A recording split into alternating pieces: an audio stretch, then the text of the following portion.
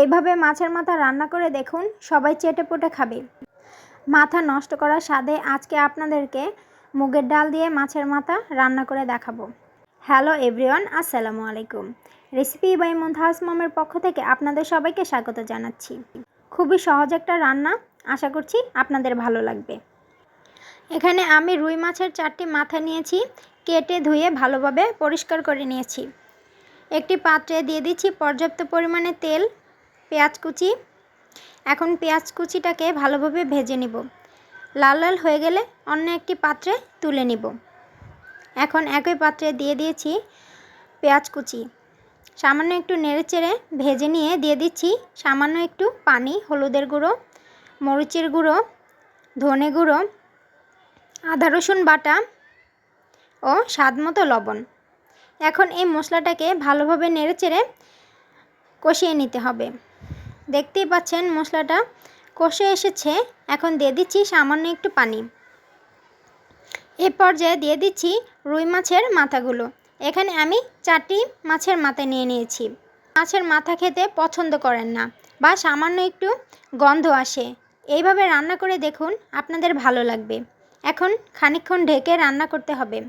মাছের মাথাটা কষে এসেছে, এখন মাথাগুলোকে উঠিয়ে নেব অন্য একটি পাত্রে। সাবধানে উঠাতে হবে যাতে মাথাগুলো ভেঙে না যায়। সব সময় মাথাগুলো ভেঙেই রান্না করে থাকি, আজকে আমি মাথাগুলোকে ভাঙবো না, আস্তই রাখবো। এখন দিয়ে দিচ্ছি মুগের ডাল। মুগের ডালটাকে আমি ভেজে ধুয়ে পানিতে ভিজিয়ে রেখেছিলাম, এখন দিয়ে দিলাম। ডালটাকে ভালোভাবে কষিয়ে নিতে হবে। ডালটা 60% হয়ে এলে দিয়ে দিব কষিয়ে রাখা মাছের মাথাগুলো। এখন দিয়ে দিচ্ছি পর্যাপ্ত পরিমাণে পানি।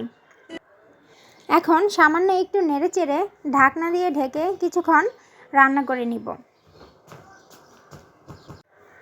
একটু পরপর নেড়েচেড়ে দিতে হবে। এ পর্যায়ে দিয়ে দিচ্ছি ভেজে রাখা জিরে গুঁড়ো। এখন আবার একটু নেড়েচেড়ে দেখে নিচ্ছি যে ডালটা সিদ্ধ হয়েছে কিনা। এখন দিয়ে দিচ্ছি ধনেপাতা কুচি। এটা খুবই সহজ ও টেস্টি একটা রেসিপি, আশা করছি আপনাদের ভালো লেগেছে। এখন সামান্য নেড়েচেড়ে নামিয়ে নিলেই রেডি হয়ে যাবে মাছের মাথা দিয়ে মুগ ডাল।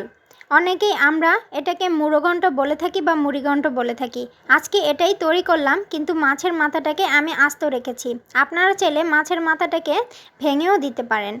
যারা এতক্ষণ আমার ভিডিওটা দেখেছেন সবাইকে জানাচ্ছি আন্তরিকভাবে ধন্যবাদ। আমার ভিডিওটাতে লাইক, কমেন্ট এবং শেয়ার করতে ভুলবেন না। রান্নাগুলো আপনাদের কাছে কেমন লাগে অবশ্যই কমেন্টে জানাবেন।